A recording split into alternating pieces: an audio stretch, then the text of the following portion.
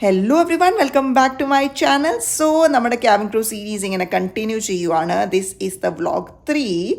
So എൻ്റെ actually പറഞ്ഞ cabin crew വ്ളോഗ്സിനാണ് ഇത്ര ഇത്ര നിങ്ങളുടെ ഒരു ലവ് എനിക്ക് കിട്ടിയിട്ടുള്ളത്. സോ അതുകൊണ്ട് തന്നെ അത് ഞാൻ സ്റ്റാർട്ട് ചെയ്യാൻ തീരുമാനിച്ചിരിക്കുകയാണ്. സോ പറഞ്ഞ പോലെ തന്നെ ഇത് വ്ളോഗ് 3 ആണ്. പുതിയ സീരീസിൽ ഞാൻ പ്ലാൻ ചെയ്യുന്നത് എന്താണെന്ന് വെച്ചാൽ ഓൾട്ടർനേറ്റീവ്. ആദ്യം ഞാൻ വിചാരിച്ചു വ്ളോഗ്സ് മാത്രമാക്കാമെന്ന്. ഐ മീൻ വലിയ ലോങ് ഫോം ഓഫ് വ്ളോഗ്സ് മാത്രമാക്കാമെന്ന്. പിന്നെ ഞാൻ വിചാരിച്ചു ഷോർട്സും വ്ളോഗ്സും എല്ലാമായിട്ട് കമ്പൈൻ ചെയ്ത് ഇടാമെന്ന് വിചാരിച്ചു.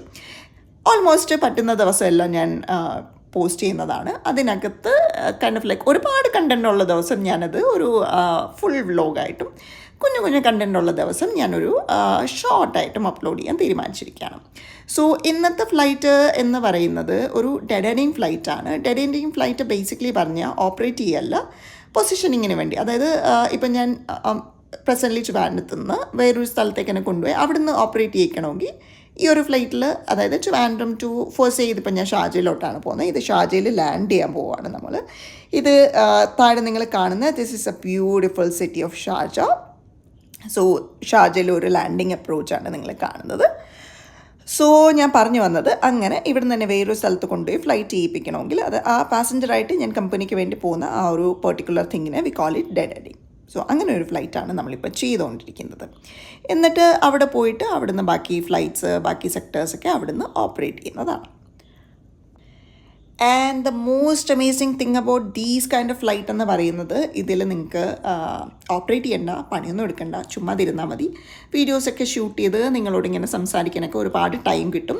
ഈ ഫ്ലൈറ്റിൽ ഞാൻ കുറച്ച് ഇതുപോലത്തുള്ള ഷോർട്സ് എടുത്ത് വെച്ചിട്ടുണ്ട്. അതിൽ ഞാൻ വിചാരിച്ചു വോയിസ് ഓവർ ചെയ്ത് ഇങ്ങനെ കുഞ്ഞു ഷോർട്സ് ആയിട്ട് ഇടാമെന്ന്. സോ നിങ്ങളിങ്ങനെ ഒരുപാട് ക്വസ്റ്റ്യൻസ് എന്നോട് ചോദിച്ചിരുന്നു റിഗാർഡിങ് എത്ര ഫ്ലൈറ്റ്സ് ചെയ്യണമായിരിക്കും ഒരു വീക്ക് അല്ലെങ്കിൽ ഒരു മന്ത് എന്നൊക്കെ.